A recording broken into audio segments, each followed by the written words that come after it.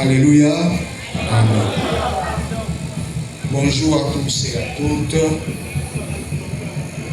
Je voudrais prêcher sur le texte de Deutéronome qui nous a été lu. Et je retiens cette phrase. Chacun donnera ce qu'il pourra selon les bénédictions de l'Éternel que l'Éternel, ton Dieu, lui aura accordé. C'est Deutéronome chapitre 16, verset 17. Le livre, pour revenir sur ce texte, je vais essayer de présenter le livre. Le livre de Deutéronome fait partie de ce que les Juifs appellent le Pentateuque, nous les chrétiens, et qu'on appelle la Torah. Et le premier livre de la Bible, c'est la Genèse, c'est-à-dire création, qui, dans ce premier chapitre, nous présente l'histoire de la création du monde. C'est 11 premiers chapitres de la Genèse. Et après les chapitres 12 jusqu'à 50, c'est l'histoire des patriarches et qui vont se trouver en Égypte. Et à partir du livre d'Exode, c'est pourquoi on dit que tout le Pentateuque est le livre de Moïse. Le livre d'Exode, chapitre 2, c'est la naissance de Moïse. Et tout le livre d'Exode. Après l'Exode, nous irons Lévitique, Nombre et Deutéronome. Dans le livre de Deutéronome, on parle de la mort de Moïse, verset 34. Et on dira à la fin de ce livre, il n'y a eu de prophète, il ne s'est levé en Israël de prophète aussi grand que Moïse. Alléluia. Alléluia. Comment commence le livre de Deutéronome? Le chapitre 1, verset 1 de Deutéronome commence ceci. Voici les paroles que Moïse adressa à tout Israël. Deutéronome, ça veut dire seconde loi. Et dans le chapitre 6 de Deutéronome, au verset 1 à 3, on lit ceci. Voici le commandement, les lois et les coutumes que le Seigneur, votre Dieu, a ordonné de vous apprendre à mettre en pratique dans le pays où vous allez passer pour en prendre possession, afin que tu craignes le Seigneur ton Dieu, toi, ton fils et ton petit-fils, en gardant tous les jours de ta vie, toutes ces lois et ces commandements que je te donne, pour que tes jours se prolongent. C'est important. Tu écouteras Israël, tu veilleras à les mettre en pratique, ainsi tu seras heureux et vous deviendrez très nombreux, comme tu l'as promis le Seigneur, le Dieu de tes pères, dans un pays ruisselant de lait et de miel. Donc le Deutéronome est avant tout un droit, une loi. Sa position dans la Bible hébraïque en fait un lien essentiel. Il rappelle le salut et la vie dans le désert. Il constitue le programme de la vie dans le pays, dans la terre promise. Méditant sur ce texte que vous avez choisi aujourd'hui, le texte de Deutéronome doit être pour vous et pour tous les chrétiens un programme de vie, un programme qui doit vous aider à vivre votre communauté. Ce texte s'adresse à la communauté aujourd'hui. Le texte dit, chacun donnera ce qu'il pourra selon les bénédictions que l'Éternel, ton Dieu, lui aura accordées. Deutéronome 16, verset 17. 3 fois l'an, si vous avez remarqué le texte, tout mal d'entre vous paraîtra devant l'Éternel, ton Dieu, au lieu qu'il aura choisi à la fête des pains sans levain, à la fête des semences et à la fête des tabernacles. Voici les 3 fêtes. On ne paraîtra pas devant l'Éternel à vie. parce que l'Éternel nous donne toujours quelque chose. Même si nous croyons que nous n'avons rien, même si nous croyons que nous sommes les plus malheureux de la terre, il faut comprendre que Dieu nous donne quelque chose. On ne paraîtra jamais devant l'Éternel à vie. On peut offrir son corps en sacrifice agréable. Souvenez-vous de la veuve au temps de Jésus, dans le temple, qui n'avait rien mais qui avait donné une seule pièce. Donc, on ne paraîtra pas devant l'Éternel à vie, mais chacun, selon ce que sa main peut donner, selon la bénédiction de l'Éternel, ton Dieu, laquelle il te donnera. Venir dans la présence de Dieu, qu'est-ce que cela veut dire? Pardon? 3 fêtes, comme je l'ai dit tout à l'heure, sont présentées au commencement du chapitre 16 que nous avons lu dans Deutéronome. Pour chacune d'elles, l'Éternel insiste sur la nécessité de paraître devant lui, au lieu qu'il aura choisi. Ce lieu aujourd'hui pour vous, c'est ici. C'est ce lieu-là. Si vous remarquez, on ne cite jamais ce lieu. On dit le lieu que l'Éternel aura choisi. Ces 3 fêtes sont très intéressantes parce qu'elles représentent 3 étapes importantes dans les soins de Dieu envers l'homme. La fête des pères sans levain était liée à la fête des Pâques.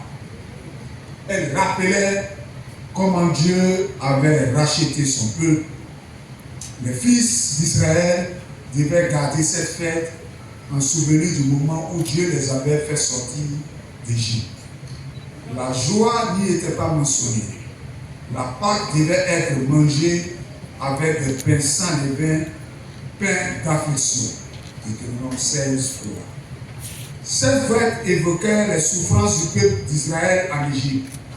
Pour nous, elle montre aussi la détresse que le Seigneur Jésus a connue. Celui qui était sans péché a dû se crier, mon Dieu, pourquoi m'as-tu abandonné, le tenant loin, sauf mon Dieu.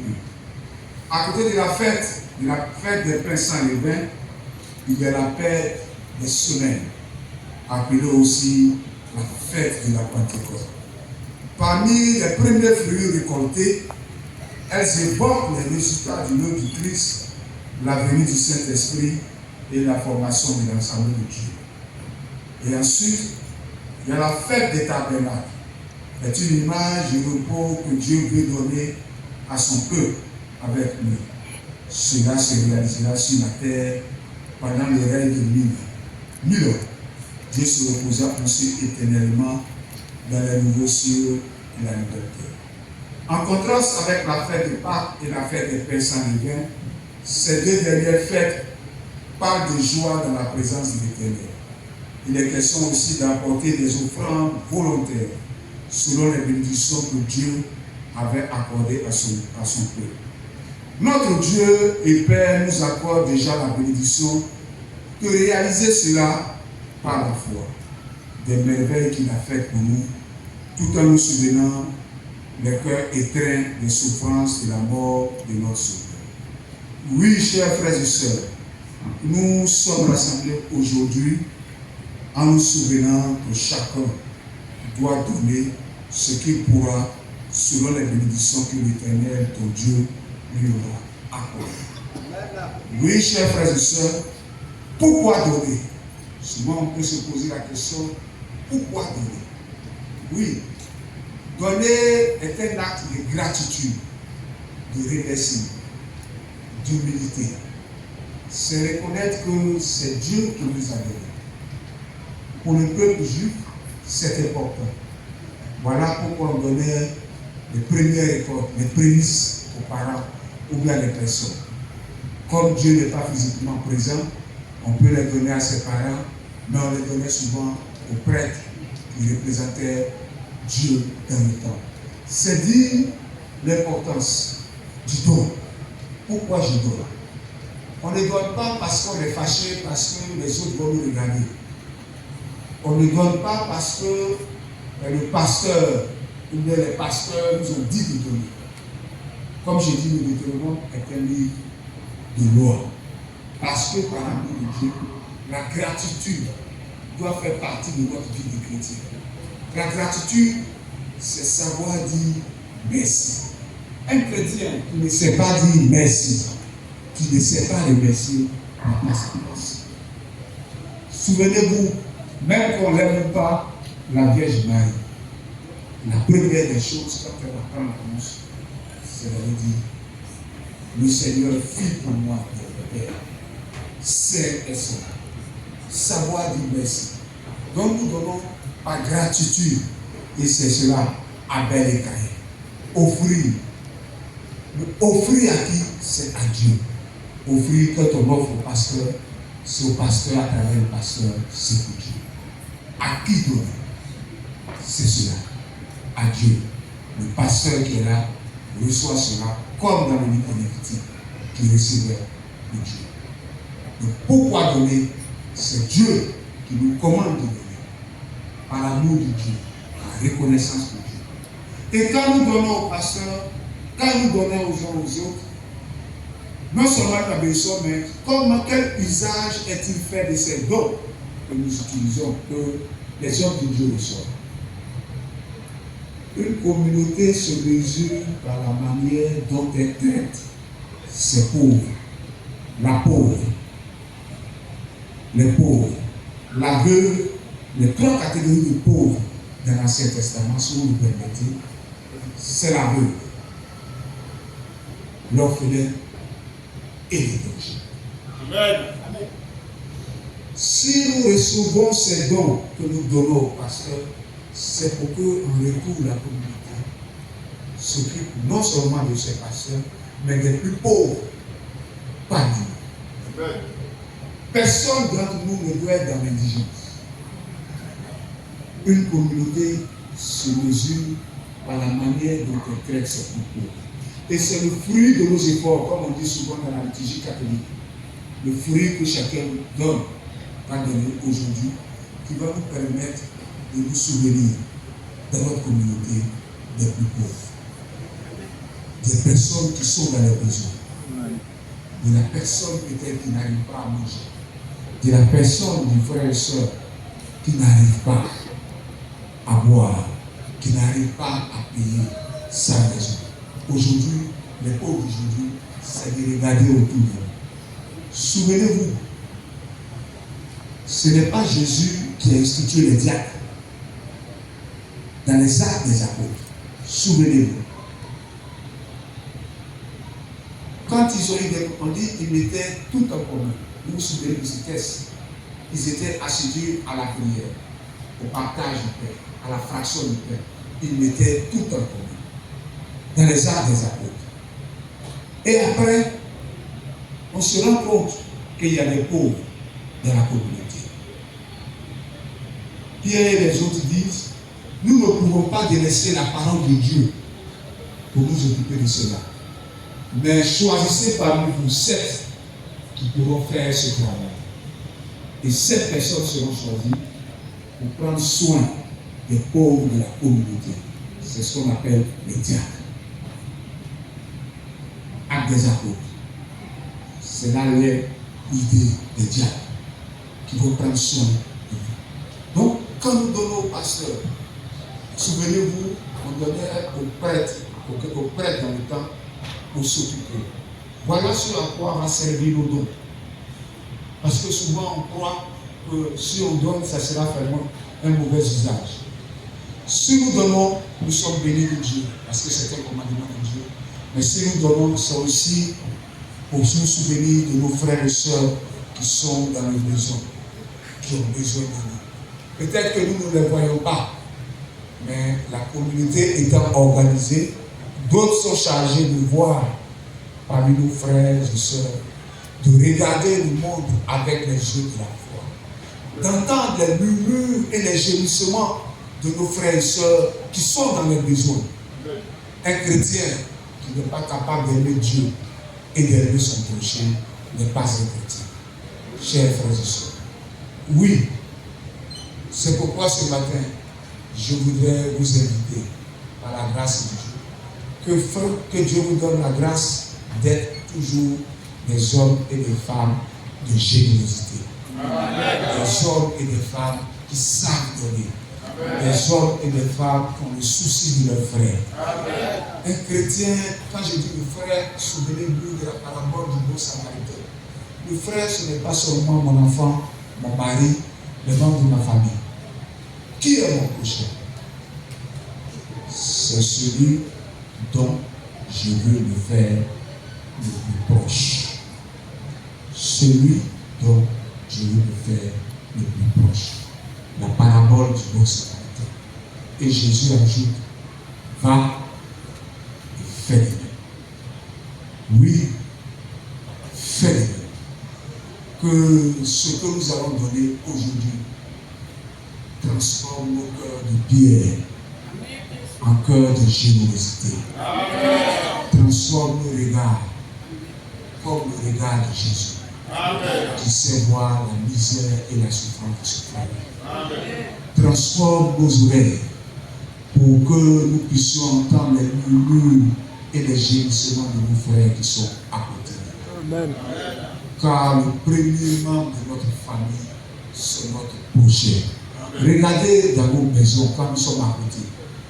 Quand quelqu'un tombe à un accident, un malaise, nous prions toujours au secours, même quand il est agressé. Quels sont ceux qui sortent? Ce sont les voisins. Ce sont les voisins. C'est pourquoi je dis toujours à mes fidèles, ne vous battez jamais avec vos voisins. Ah, la femme l'a méchante, le voisin est ceci. Quand vous sortez, souvenez-vous, le voisin est votre premier membre de votre famille. C'est pourquoi même quand vous avez des quartiers où il y a des syndics, essayez de vous inscrire là. Ne dites pas ça me fatigue. Chacun doit être connu. On doit savoir un matin si vous êtes sorti de votre maison, peut-être que quelqu'un ira frapper. Quand vous allez dans nos villages, bon, dans les villages d'été, quand on vous loge, avant de manger, le matin, quand tout le monde sort, on essaie de voir si l'étranger est sorti. Donc, tout le monde attend. On peut envoyer quelqu'un taper, ou bien les femmes préparent l'eau chaude, et puis on vient taper. Pour s'assurer qu'il s'est réveillé, qu'il est vivant. Parce qu'on ne va pas aller au champ là-bas, et puis on va venir dire non, vous pouvez autrement. Vous êtes au champ, ça veut dire que celui que toi tu reçois, j'ai dit ça embêté. Celui que toi tu es au champ, et puis celui que tu es parti, ton visiteur, tu ne t'es même pas occupé, tu es là-bas et puis on vient te dire ton visiteur non. C'est ça qu'il faut comprendre. Quand on vient t'appeler le matin pour nous dire on a chauffé l'eau pour toi, il faut te réveiller, c'est pour vérifier tout cela. Donc, le prochain, c'est cela. Que ces offrandes que nous offrons au Seigneur deviennent des offrandes agréables. Pour que nous-mêmes, comme des hommes et des femmes, nous soyons nous-mêmes, comme dit Saint Paul, des offrandes agréables à offrir à Dieu. Amen. Que Dieu vous bénisse. Amen.